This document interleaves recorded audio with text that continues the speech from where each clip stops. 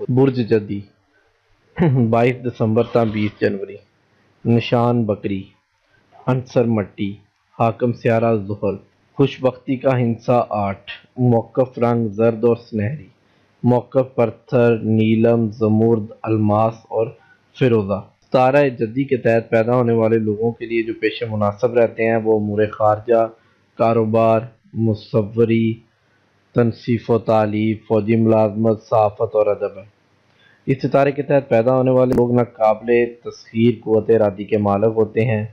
جس کام کا ارادہ کر لیں اسے ہر قیمت پر پورا کرتے ہیں۔ اکثر اپنی عملی زندگی کا آغاز معمولی حیثیت سے کرتے ہیں لیکن محنت اور جانفشانی سے جلد ہی خصوصی اہمیت حاصل کر لیتے ہیں۔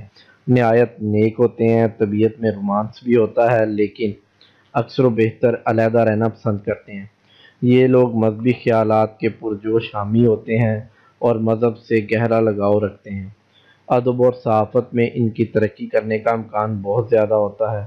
ان کی زندگی کے ابتدائی سال مالی ابتدا سے کوئی قابل ذکر نہیں ہوتے، تاہم 40 برس کی عمر تک ان کی راہیں کافی ہموار ہو چکی ہوتی ہیں۔ یہ لوگ ہر لحاظ سے اچھے منتظم ثابت ہوتے ہیں اور کبھی بھی خوفزدہ نہیں ہوتے۔ اس ستارے سے تعلق رکھنے والے لوگ اکثر جذباتی اور وقتی رومانس میں اپنا وقت اور صلاحیتیں ضائع نہ کریں تو یہ اچھا اور مفید کام سر انجام دے سکتے ہیں اور دوسروں کی توجہ حاصل کر سکتے ہیں۔ ستارہ جدی کے تحت پیدا ہونے والی عورتیں بڑی باصلاحیت ہوتی ہیں، پرکشش اور ملنسار ہوتی ہیں۔ ان عورتوں میں ضابطہ و تحمل کی ایسی خصوصیت ہوتی ہے کہ یہ اپنی صلاحیت کے پختہ اور بیدار ہونے کا انتظار کر سکتی ہیں۔ ان کی زندگی کا کلیدی عنصر رومانس ہوتا ہے۔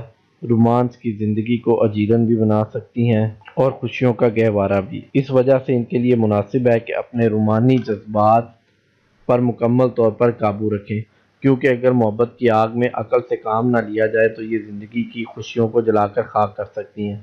اس ستارے کے تحت پیدا ہونے والی عورتیں اکثر قناعت پسند ہوتی ہیں، دن کی بڑی پکی ہوتی ہیں اور راستے کی رکاوٹ اور دشواریوں کے باوجود ہمت نہیں ہارتی۔ خوش آمد کو پسند کرتی ہیں، سچی اور جھوٹی تعریف میں تمیز نہیں کرتی اور دوسروں کی چپنی چپڑی باتوں میں فوراً آ جاتی ہیں۔